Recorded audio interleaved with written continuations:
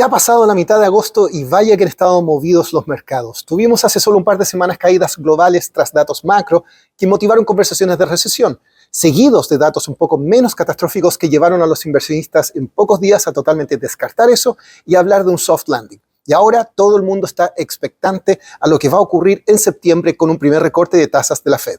Sobre estos temas y más pude hablar con Jimena Llosa, socia y directora del área de soluciones globales y estrategias de inversión de Compass Group. Pase a ver. Jimena, muchas gracias por estar con Bloomberg en español. Hablemos un poco, ¿cuál es una revisión de este agosto tan movido a nivel global? Quería partir un poco cómo estás viendo este escenario global en que 2 semanas atrás se hablaba de temor de recesión, ahora los datos son un poco más tranquilos en Estados Unidos. ¿Cuál es la lectura que estás haciendo de todo esto? El tema que está afectando a los mercados y que los tiene concentrados es el tema de las tasas de interés. Y directamente relacionado con eso, hoy día que estamos con tasas históricamente altas, dado, digamos, el ajuste monetario para combatir la inflación, tenemos diferentes escenarios de crecimiento que determinarían hacia dónde van las tasas. Uno, de una recesión que suele venir después de un ajuste monetario, una recesión suave, que es el soft landing, o una no landing, no aterrizaje, que es lo que se especulaba en algún momento, dado que se veía desaceleración en la inflación y en ciertos indicadores de actividad, pero habían otros que se han estado manteniendo muy resilientes. El sector de servicios y el sector inmobiliario, que suelen ser, indicadores que empiezan a reaccionar más rezagadamente. Lo que pasó en el último mes, digamos, julio-agosto, que coincide además con las vacaciones en el hemisferio norte, en que los volúmenes son más bajos, entonces los movimientos, más allá de esta hiperreactividad que se ha visto en los mercados en el último tiempo, se exacerban, ¿no?, con bajos volúmenes. Entonces, vimos salir datos más débiles, ¿no?, en un escenario que todos estábamos ya en un soft landing o incluso hablando de un no landing, además porque este tema, digamos, de la revolución digital iba a aumentar la productividad. Empezaron a salir datos del sector servicios y algunos del sector inmobiliario más débiles. Entonces el mercado empezó a incorporar un hard landing o un aterrizaje o una recesión, de un aterrizaje suave o no aterrizaje. Entonces ahí los mercados cayeron fuertemente y después se vio que realmente las cifras que vimos de esas caídas son cifras que están alineadas con un escenario de un aterrizaje suave, que es el que estábamos esperando, ¿no?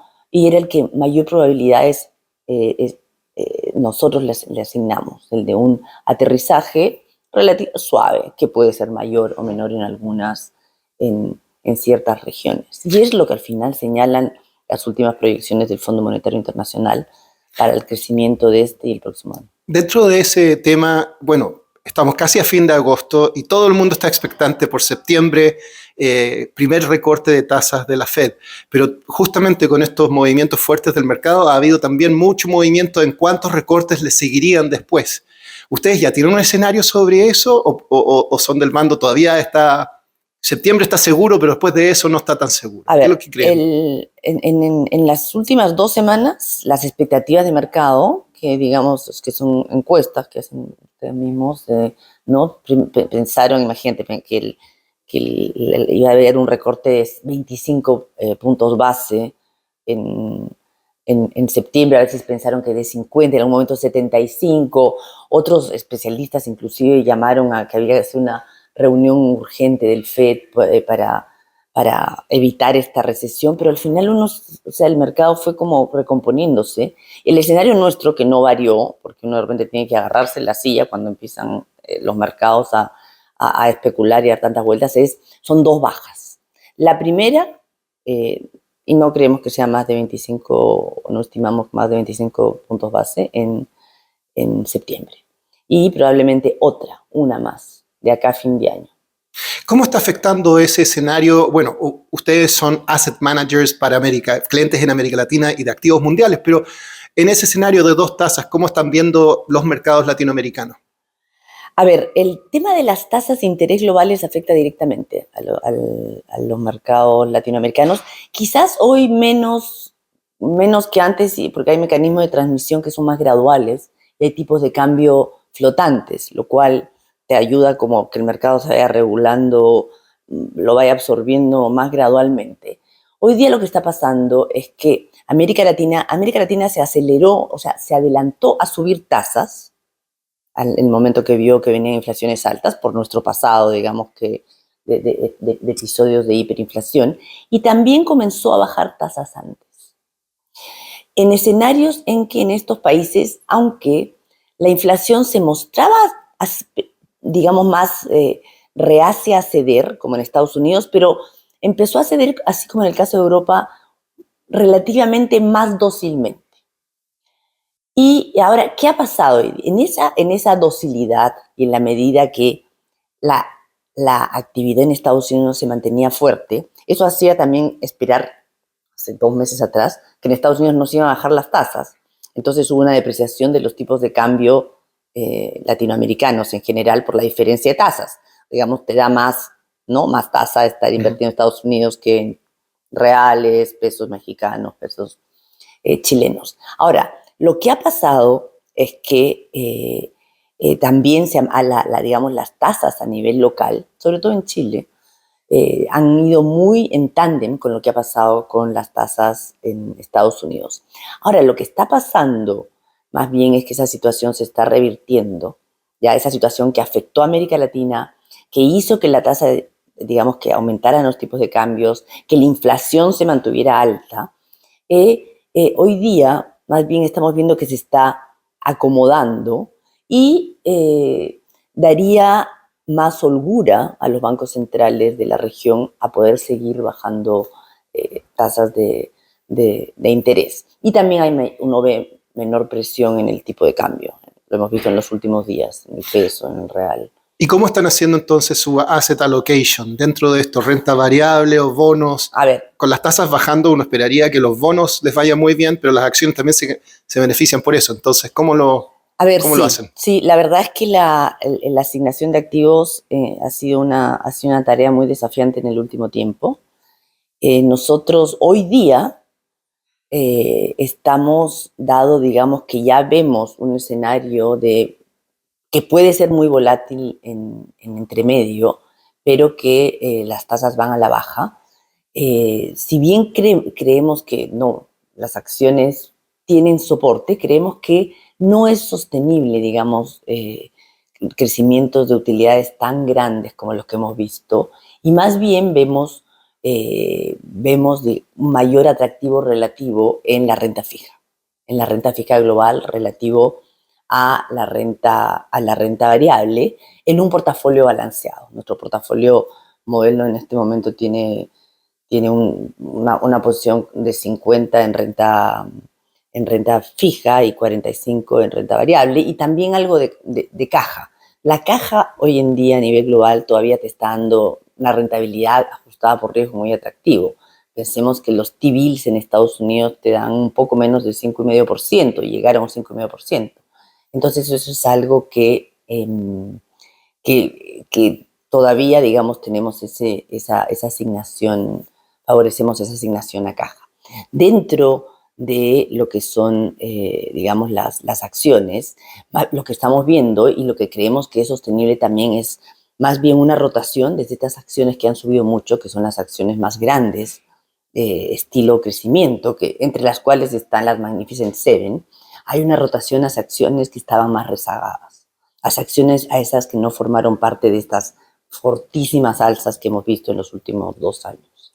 Eso es un tema interesante porque algunos han hablado de la burbuja de la inteligencia artificial. ¿Compartes un poco de visión de burbuja o que simplemente las valuaciones están caras pero no hay burbuja?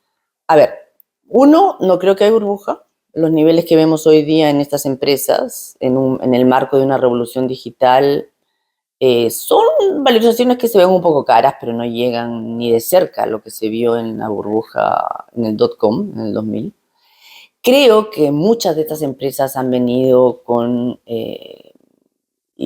para quedarse, porque esta revolución está cambiando la manera que funciona el mundo, Pero sí creo que no es sostenible un crecimiento explosivo que significó, digamos, en los últimos 3 años, y de ahí que se está dando más bien una rotación hacia acciones rezagadas de estilo más, claro, de más valor, ¿no? Empresas más Profundízame un chicas. poco sobre esas rezagadas. ¿Hay algunos sectores ahí más atractivos o regiones más atractivas? Hay regiones en los mercados emergentes, a pesar de que el tema digamos, la tasa de interés, tasas de intereses altas, más todo este desarrollo tecnológico y este boom de la inteligencia artificial de hace 3 años, hoy día vemos que hay posiciones rezagadas y valorizaciones relativamente baratas en entornos como, por ejemplo, en el caso de Brasil, que a nivel corporativo eh, hay una legislación estable, una regulación que da confianza a los empresarios y sectores que se están desarrollando exitosamente. Pero de todas maneras, en Brasil en particular preocupa mucho el tema del déficit. Hay un ¿Ustedes tema, están diciendo comprar Brasil en general o Brasil cherry picking, así como elegir lo mejor de... yo creo que en Brasil hay muchas alternativas. Creo que los índices en Brasil quizás están un poco concentrados. Más que cherry picking es la selectividad. Mm. La selectividad en el marco de muchos sectores que tienen una regulación estable y atractiva para los inversionistas globales. Y con esta pregunta quiero ya concluir, pero dame tu visión sobre, si hablamos de Brasil, hay que hablar de México. México es una gran interrogante un poco en este momento. ¿Cómo lo México, están viendo? en México, después que Estados Unidos, yo creo que fue muy al ritmo de Estados Unidos, México fue muy al ritmo de Estados Unidos y con fuertes alzas y apreciación del tipo de cambio en el último tiempo.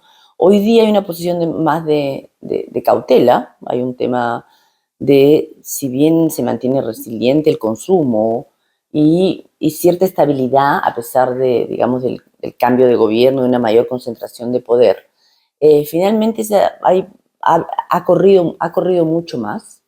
Y es más bien una location, digamos, estructural de largo plazo, lo que hay que tener en América Latina, en México y en Brasil. Y hay épocas que hay uno que está relativamente más atractivo que el otro. Y en este caso, en Brasil, en México tenemos un próximo cambio de gobierno, el cual nosotros, a ver, hay un mayor riesgo por la concentración de poder entre el legislativo, el ejecutivo, etcétera, pero creemos que de largo plazo eso va a terminar en más bien una postura más pragmática. Pero puede pasar algo de tiempo y mayor ruido, y es un mercado que corrió y cuya moneda corrió en el último tiempo. Jimena Llosa de Compass Group, muchas gracias por acompañarnos en Bloomberg en español. Muchas gracias a ti, Eduardo. Un gusto estar con ustedes nuevamente.